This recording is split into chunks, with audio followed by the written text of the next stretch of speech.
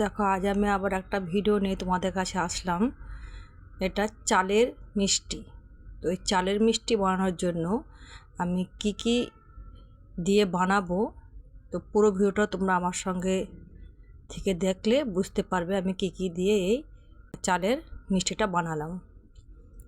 তো প্রথমত আমি 1 কাপ চাল নিয়েছি, আতপ চাল বলো বা কাঁচা চাল বলো, যাতে ঘরে সেদ্ধ চালের এটা আমি কখনো বানাইনি, তো মনে হয় এটা কাঁচা চালের ভালো হবে। তো চালটাকে প্রথমে ধুয়ে ভালো করে শুকিয়ে নিতে হবে। এরপরে দেখুন, কড়াইয়ে 3 চামচের মতো আমি ঘি দিলাম। ঘিটা দেওয়ার পরে যখন আমার আস্তে আস্তে দেখবে ঘিটা পুরো গরম হয়ে গেছে, তখন আমি এই চালটাকে এর মধ্যে দিয়ে দেবো। আর আস্তে আস্তে আমি এটাকে একদম লো ফ্লেমে এটাকে ভাজতে থাকবো। এই লো ফ্লেমে দেখো ভাজতে ভাজতে যখন ঘিটা অনেকটাই একদম চাল থেকে ছেড়ে দিয়েছে, দেখো ঠিক এই টাইমে হাত মানে নাড়াটা বন্ধ করলে চলবে না, তখন নাড়তেই হবে, নাহলে বেশি এক সাইড গরম হয়ে গেলে চালটা ফুটে যাবে। এভাবে নাড়তে নাড়তে দেখো চালটা যখন অনেকটাই হয়ে আসবে আর এটা দেখতে অনেকটা তোমার একদম ব্রাউন হয়ে যাবে, ঠিক সেই টাইমে গ্যাসের ফ্লেমটাকে বন্ধ করে দেব। দিয়ে এটাকে আস্তে আস্তে নাড়বো। নাড়তে নাড়তে দেখো যখন একদম চালটা ঘিটা এক সাইড করে নিয়ে চালটাকে একটা সাইড করে নেব, ঠিক এভাবে একটা সাইড করে নেব চালটাকে, যাতে ঘিগুলো এক পাশে হয়ে যায়। এরপর দেখো আমি ঘিটা একটা বাটিতে তুলে নেব।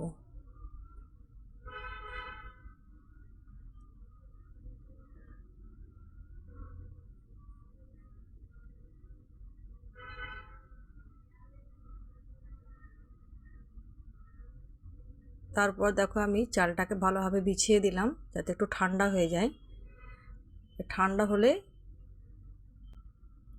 যে পরিমাপে আমি চাল নিয়েছিলাম, যে কাপের পরিমাপে, সেম কাপের পরিমাপে এখানে আমি 1 কাপ তিল, মানে সাদা তিল, ওটা আমি এখানে অ্যাড করব।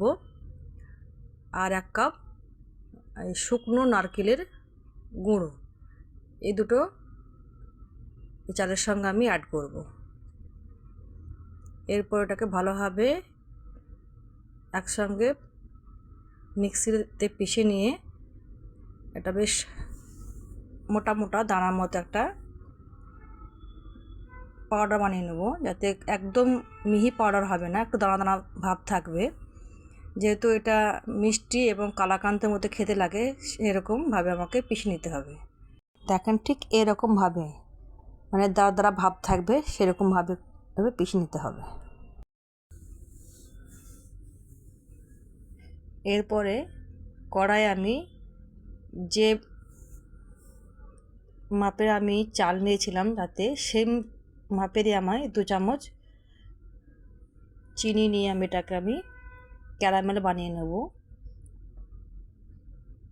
এইভাবে দেখো চিনিটা যদি ছড়িয়ে দেওয়া হয় আর একদম 1 ফোঁটা জল না দিয়ে খুব সুন্দর ক্যারামেল তৈরি হয়। একদম মিডিয়াম আঁচ করে ধীরে ধীরে ধীরে ধীরে আস্তে আস্তে দেখবে খুব সুন্দর একটা ক্যারামেলের রং নিয়েছে চিনিটা। দেখো কত সুন্দরভাবে মেল্ট হচ্ছে আস্তে আস্তে, বিনা জল দিয়ে, কোনো রকম জল লাগবে না। এভাবে যদি চিনিটা ছড়িয়ে দেওয়া হয়, এটাকে আস্তে আস্তে নাড়তে নাড়তে দেখো একদম খুব সুন্দরভাবে গলে যাবে। দেখো এরকম আমার ক্যারামেল তৈরি হয়ে গেছে।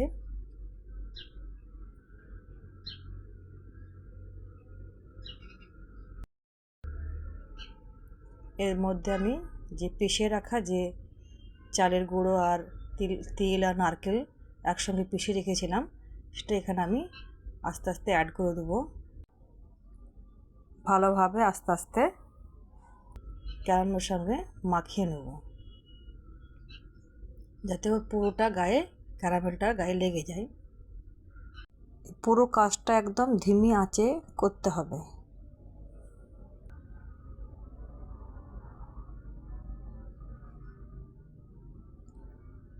এরপরে দেখুন যে কাপটার মাপ করে আমি চাল নিয়েছিলাম সেম কাপেরই মাপের আমি 2 কাপ দুধ এর সঙ্গে অ্যাড করব। আর যখন দুধটা অ্যাড করব তখন এটা একটু শক্ত হয়ে আসবে, মানে নাড়তে অসুবিধা হবে, কিন্তু অন্য টাইম এটাকে নাড়তে থাকবেন, মানে সেমনি ভয় খেলে হবে না। আস্তে আস্তে নাড়তে নাড়তে দেখবেন খুব সুন্দর একটা স্ট্রাকচারে দাঁড়াবে। আর অনবরত নাড়তে হবে, কারণ যত নাড়বেন ততই এগুলো খুব সুন্দরভাবে মানে দানা পেকে যাবে। হাতে সবসময় হালকা হাতে নাড়তেই হবে।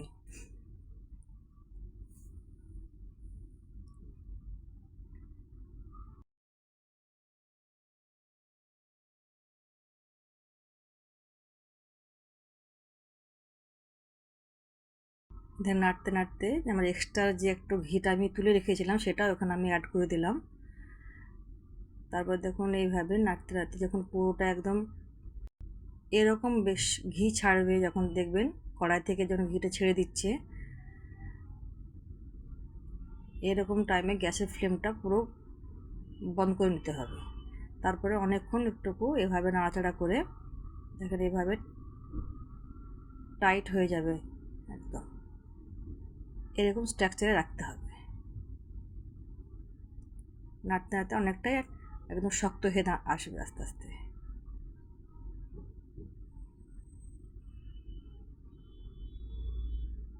দেখেন কড়াইয়ে একদম লাগবে না।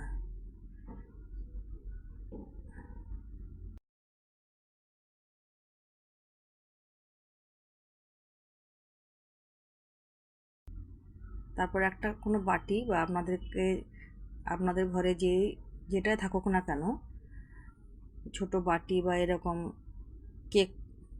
কেকের এইগুলো বাটিগুলো,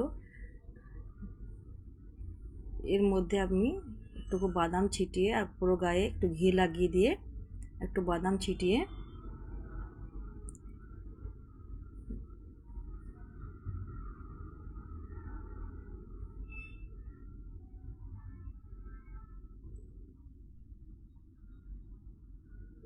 এটাকে আস্তে আস্তে ওর মধ্যে ঢেলে দেব, যাতে চারিদিকে খুব সুন্দরভাবে চারকোণ খুব ভালোভাবে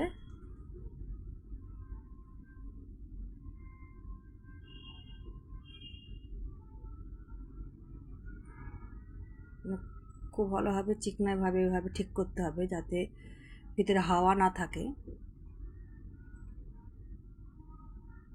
দেখুন পুরো চারকোণভাবে ঠিকঠাক করে নিয়ে এটাকে আমি মিনিমাম আধা ঘন্টার উপরে ফ্রিজে রাখবো, বা বাইরে রাখলেও চলবে।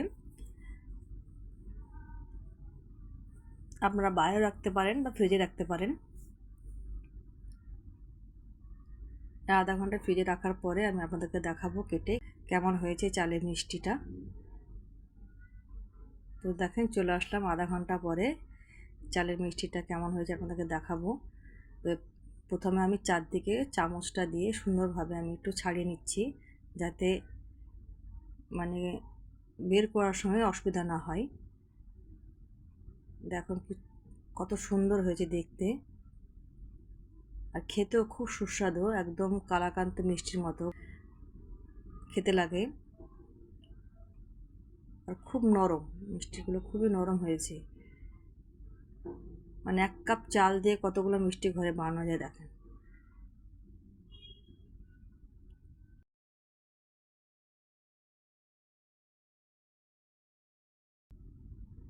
তো বন্ধুরা, আমার এই মিষ্টির রেসিপিটা আপনাদের কেমন লাগলো কমেন্টস করে জানাবেন। আর আপনাদের কাছে আরও নতুন নতুন ভিডিও নিয়ে আসবো, রান্নার ভিডিও।